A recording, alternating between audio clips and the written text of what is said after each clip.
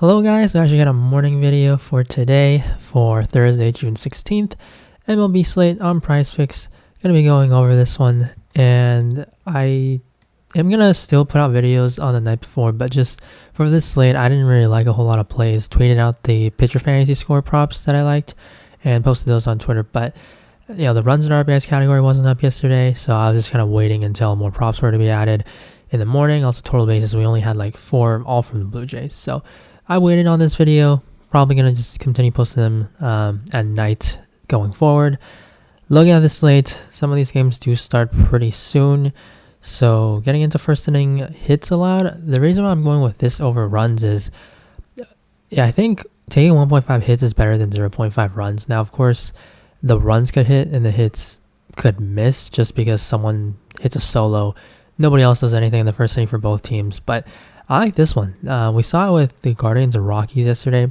They actually had 0 runs, but both teams each got a hit. So 2 hits, this hit, but then the runs missed. So today I'm going right back to this one. Guardians and Rockies, over 1.5 hits. Tristan McKenzie against Chad Kuhl. Both of these guys, really, McKenzie's a good pitcher, but he's due for some negative regression. His ERA and his expected ERA is pretty off by 1 run, I believe, and like Chad Kuhl, a lot of blue just basically means he's not been that great, and his expected ERA also just a lot higher. He kind of gives it up to lefties, but he's just really not that great. Like in the beginning, he had some good starts, but there are also some pretty good or easier opponents, also away starts in the Rangers, Tigers. So I just feel like the Guardians here, they have, I think it's the second highest run total, 6.3, 96 degrees in course. It's also an afternoon game, so even better for hitting. It's going to be warmer out there, and I just think this is not really a good spot for Kuhl, so that's why I'm going to go with this first inning hits allowed, and then going right to Chad Kuhl for pitcher fantasy score. So I had this at 24.5 yesterday for the under, but I think you can still take it at 22.5. 2 points, of course, could make a big deal, but I just don't think this is the best spot for him. His numbers, again, his splits, he seems to struggle against lefties, and Jose Ramirez shows a lot more power from the left side. Just one of the better players in baseball. And then Sorolla, Rosario, these guys get on base. They got speed. They can definitely create problems. Josh Naylor, Andre Jimenez, these guys, Steven Kwan, these lefties definitely can give Kuhl some trouble. And we don't have the lineup quite yet, but I would think that these guys are going to be in the lineup. It's Coors Field, so just going to attack the pitchers in this game. And then another one, Patrick Corbin. This one was at 22.5 last night, but it's only moved down 1 point, so I'm perfectly fine with taking the under on this one. And for him, he's taking on the Phillies. The Phillies, they will strike out, but they just definitely play tough against lefties. They got a lot of righty bats that can make it really difficult for the opposing pitcher. Guys like Kyle Schwarber, Bryce Harper, they might be lefties, but they are still good hitters against lefties, left-handed pitchers. So I'm perfectly fine with this. A 5.4 run total, very high. 84 degrees, 8 mile winds blowing out straight to center field. And you look at the righties that they got, Hoskins, Castellanos, Real Muto, Baum. These guys really hit lefties well. Real Muto's kind of been having a little bit of some struggles, but Hoskins, he's on fire. Castellanos, he hasn't had the greatest season, but he is a very good hitter against left-handed pitchers, and it just feels like Corbin is really declining. He's not that old, but his stuff is just not the same. So I really like the Phillies side, especially these righties today. And then for hitter fantasy score, I'm going to go to Wrigley Field, and I think Machado and Cronenworth both are going to be fine here, and that is because 8.5, 7.5, I think for the caliber of hitter that Machado is, you just take him.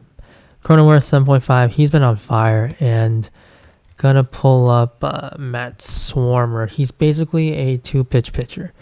So he's got a fastball and a slider. Expecting ERA a full run higher than what it is for his current ERA. slider 54%, fastball 42%, basically 2 pitches. And you look at Jake Cronenworth, his numbers against the fastball, I expect his numbers to definitely climb. So fastball, sure, four-seamer, he's not been that great this season, but it just doesn't make sense. Fastball, everyone usually hits that well, and he's hit it tremendously the past 2 seasons, so this number is definitely going to go up. And then the slider, he's always been positive here, so I like it. Cronenworth spot, he's also been swinging it really well recently.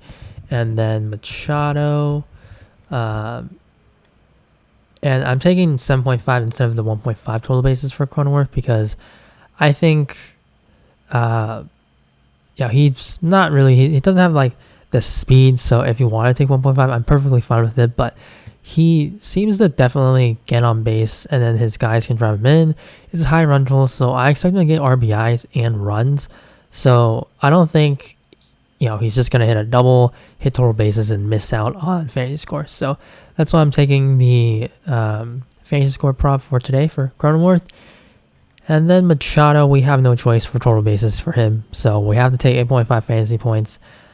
But he hits the fastball extremely well. And then the slider, he's very good as well. So both of these guys, they definitely hit Swarmer's 2 primary pitches well. And that's why I'm going to take the over. And of course, they're in Wrigley Field with these crazy hitter-friendly conditions. So, gonna go with both of those guys. And then, looking at total bases, we have 2. Gonna go to that Philly game with Castellanos and then Rhys Hoskins. Both of them over 1.5. And talked about the righty-lefty matchup. Just gonna target that. Castellanos, his numbers. He hasn't been the greatest once again this season, but his numbers against lefties are still very solid. 323 batting average, 2 homers in 65 at-bats. So this is just very good. Patrick Corbin doesn't really strike many guys out against, especially righties like Castellanos. Yeah, I think his numbers definitely, we're going to see him do better. He's just too good of a hitter. He's only 30 years old. It seems like these numbers are going to be a lot better, and I'm going to trust it. He's a tremendous hitter. Rhys Hoskins, he's been a better hitter than Nick this year, and his numbers show that. He strikes out a little bit more, but his split's 302 batting average, same thing.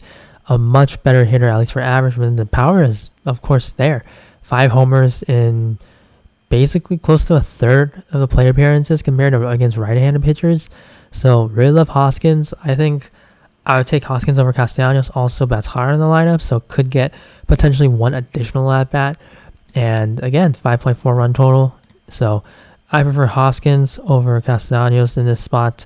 Gonna lock Hoskins, and then another play, just because I don't really feel the best about some of these offenses, like the Blue Jays, Tyler Wells, and with the Red Sox, Paul Blackburn.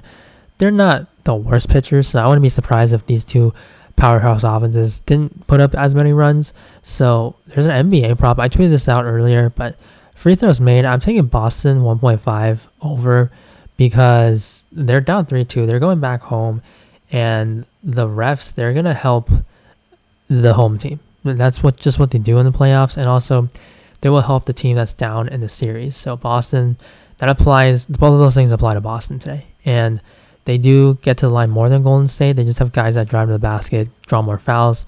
Tatum, Brown, Horford, Robert Williams, those guys are big.